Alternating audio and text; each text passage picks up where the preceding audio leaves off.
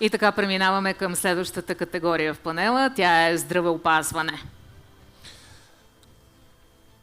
А тази вечер наградата печели Медицински център Афродита, дами и господа, аплодисменти.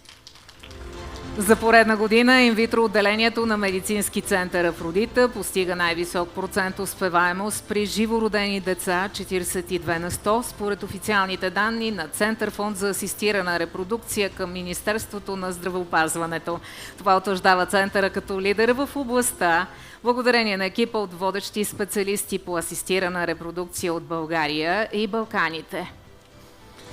Медицински център Афродита е символ на качество в здравеопазването. Клиниката поддържа тясно сътрудничество с едни от най-престижните лаборатории в света, разположени в Съединените щати, Англия, Франция и Италия. С повече от 30 000 съхранени проби от стволови клетки и над 20 000 проведени прентални теста, Медицински център Афродита е най-големият регенеративен център в България.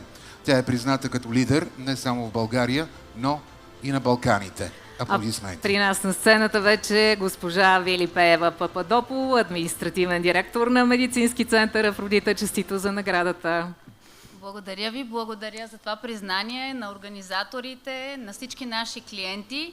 Знаете, че зад един такъв успех вече 15 години седи екип. Това са хората, на които сме благодарни, понеже няма как да поканя всички от офисите ни в цялата страна. Искам на сцената да дойдат менеджерите на Софийска област. Това са Марина Борисова, Марина Веселинова, Камелия Аврамова и Петя Данова. Заповядайте, момичета, на вас благодаря и на целият ни екип във всички офиси: Пловдив, Бургас, Варна, Плевен, Стара Загора, както разбира се на екипа от медицински специалисти. Заповядайте, момичета. Заповядайте, аплодисменти за Медицински център Афродита.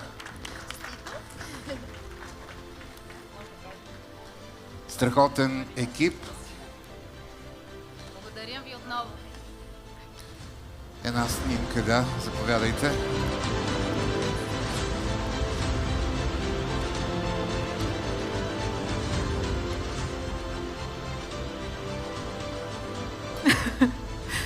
Аплодисменти, дами и господа.